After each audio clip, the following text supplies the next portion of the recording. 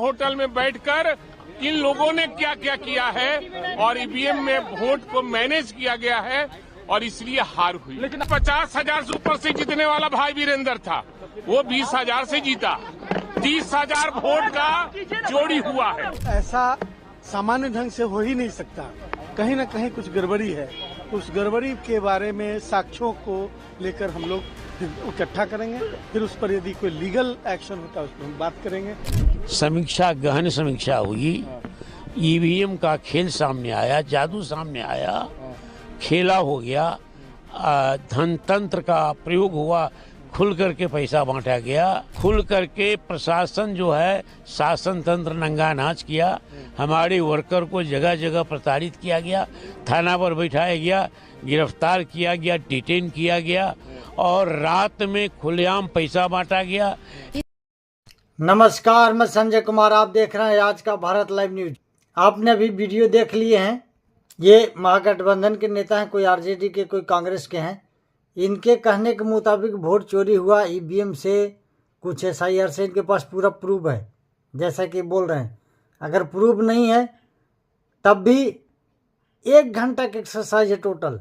मैं इनके जगह होता तो 1 घंटा में किसी विधानसभा में जहाँ ज़्यादा शक है, जहाँ ज़्यादा डाउटफुल है कि यहाँ पे ज़्यादा घपला हुआ है, ज़्यादा वोट चोरी हुआ है, तो 1 घंटा में एक विधानसभा बहुत बड़ा नहीं होता, एक विधानसभा का निकल जाएगा टोटल कितने वोट पड़े। अब कैसे निकल जाएंगे? सभी दलों के पंचायत अध्यक्ष होता है, सभी दलों के पंचायत अध्यक्ष होता है।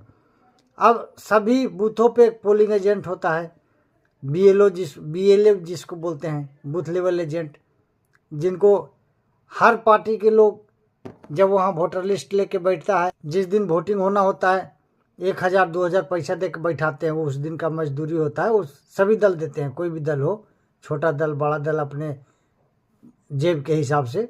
जो जितना बड़ा दल है उतना ज़्यादा पैसा मिलता पोलिंग एजेंटों को। तो जो पंचायत अध्यक्ष है सभी पोलिंग एजेंटों को बुलाएगा और सबसे ले लेगा विवरण। एक पोलिंग बूथ पे लगभग 1200 से 1300 वोट होता है, उसमें से 600, कहीं 700, कहीं 800, इससे ज़्यादा नहीं पड़ा होगा, कहीं ज़्यादा से ज़्यादा 900 पड़ा होगा। सभी का ब्यौरा लिख के सबके मोबाइल में कैलकुलेटर है, कैलकुलेटर तक खरीदने की ज़रूरत नहीं है। एक पंचायत का निकल जाएगा कि आज टोटल हमारे पंचायत में कितना वोट पड़े।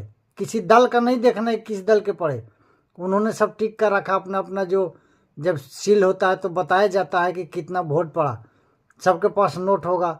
नहीं होगा तो जो टिक किया है ये आ गया, जब वहाँ पे जाते हैं वोट देने तो वहाँ पे बोलता है प्रिजाइडिंग अफसर फलाना कुमार फलाना, ये तो टिक करते हैं कि हाँ ये आ गया, ताकि दोबारा आए तो पता लग जाए किसका वोट पड़ गया पहले ही।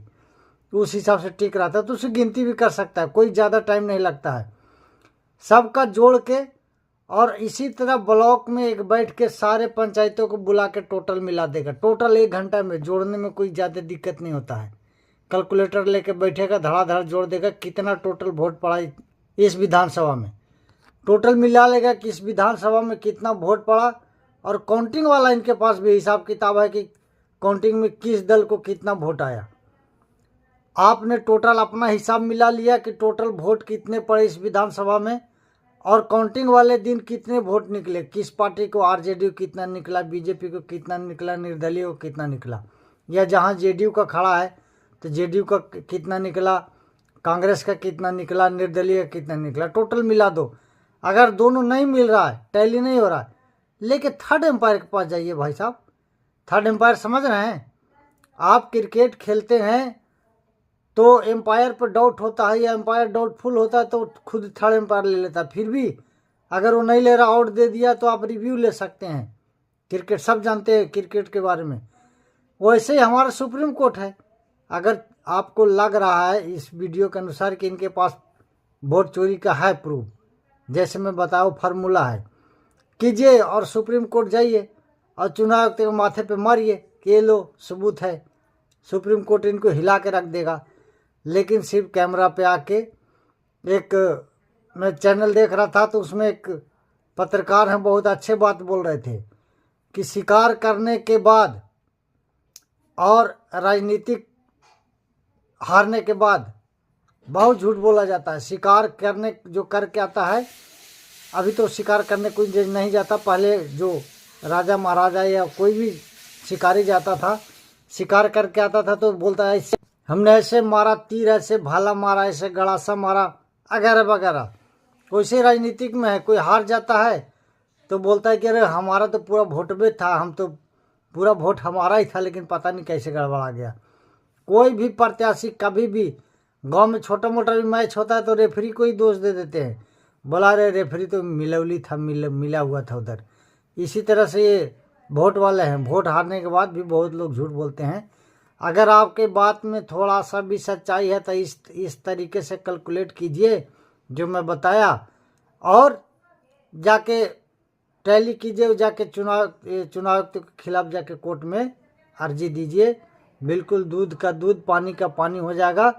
जहाँ जहाँ भी डाउट है, अब राहुल गांधी को पकड़ा दीजिए, वो मिसाइल और हाइड्रोजन बम और जितने प्रकार के बम हैं उस टाइप के बम फोड़ते रहेंगे।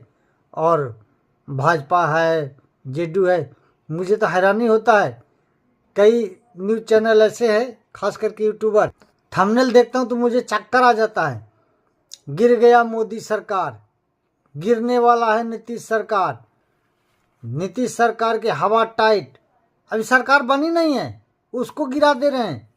जो बना हुआ सरकार है, यूपी में जोगी का पूर्ण बहुमत सरकार है, बोला उड़ा देंगे अमित शाह, अभी आ रहे हैं अखिलेश, अभी पता नहीं ऐसे ऐसे थंबनेल लगा के बनाते हैं अजीब अजीब।